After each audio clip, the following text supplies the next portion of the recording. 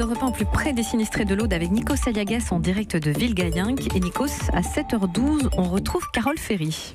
Oui, elle nous emmène tous les jours en immersion sur le terrain, au plus près de votre actualité. Vous êtes où, Carole, ce matin ? Eh bien, écoutez, je suis avec vous, pas très loin, à 6 km de Carcassonne, à Pézins. À l'entrée du village, vous avez un camion militaire qui a surveillé les maisons toute la nuit pour éviter les pillages. Car ici, les 1500 habitants ont tous été évacués hier matin. La digue menaçait de rompre, de provoquer une vague géante qui aurait submergé le village.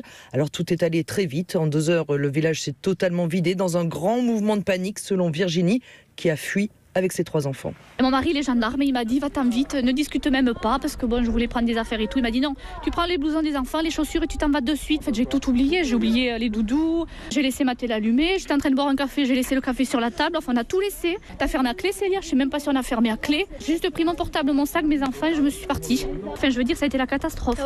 Les gens qui pleuraient, qui criaient, enfin, la panique, on aurait dit que c'était la fin du monde. C'est waouh. J'en ai tremblé tellement que ça faisait peur. On aurait dit que c'était la fin du monde, des propos forts. Ils sont partis où, les habitants de Pézins, Carole ? Eh bien, plusieurs communes de la région ont proposé de les accueillir, notamment la ville de Bram. C'est à 20 km d'ici. Certains ne savaient même pas où c'était quand ils sont partis de chez eux. Mais en arrivant, ils ont trouvé du café, des jeux pour les enfants, un repas chaud à la cantine du collège. Des habitants sont venus spontanément proposer des vêtements, un lit pour la nuit. Il n'y a même pas eu besoin d'ouvrir le gymnase pour les loger. Donc tout le monde se réveille dans un lit, a priori. Tout va bien ce matin. Écoutez, en tout cas, tous ceux qui sont venus à Bram, en tout cas, ça va mieux, c'est clairement, ça va mieux. Ils sont une centaine au total. Hier soir, Audrey a été recueillie avec son mari et ses 3 enfants, dont un bébé de 3 mois quand même, dans la famille de Célia.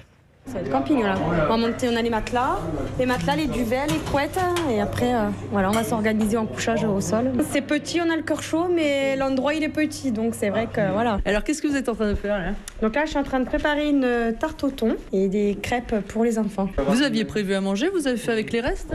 Non, c'est débrouillé avec ce qu'on avait. Ça fait chaud au cœur que des gens pensent aux autres parce que c'est pas tout le monde qui peut héberger, surtout nous on est 5. Ça se passe bien. Parce que je mangerai des crêpes, je me sens bien ici. Tu es rassurée ? Oui, je suis rassurée. Voilà, rassurée la petite Calypso, et elle a raison, cette nuit la route a rouvert. Certains ont pu même regagner leur maison. Bon alors maintenant il faut espérer que ça dure, la pluie tombe à nouveau ce matin sur Pézins. Carole Ferry en direct de Pézins, près de Carcassonne, dans l'Aude, village fantôme entièrement évacué en raison des intempéries. Vous êtes où ce matin ? C'est tous les jours sur Europe 1 à 7h12. Europe 1.